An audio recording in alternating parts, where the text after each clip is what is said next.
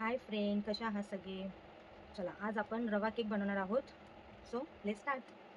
इथे मी 1 कप रवा घेतला आहे. इथे अर्धा कप शुगर घेतला आहे. इथे 1/4 कप ऑइल घेतला आहे. Half cup curd, half cup milk आणि कार्डमम, वेलची पावडर.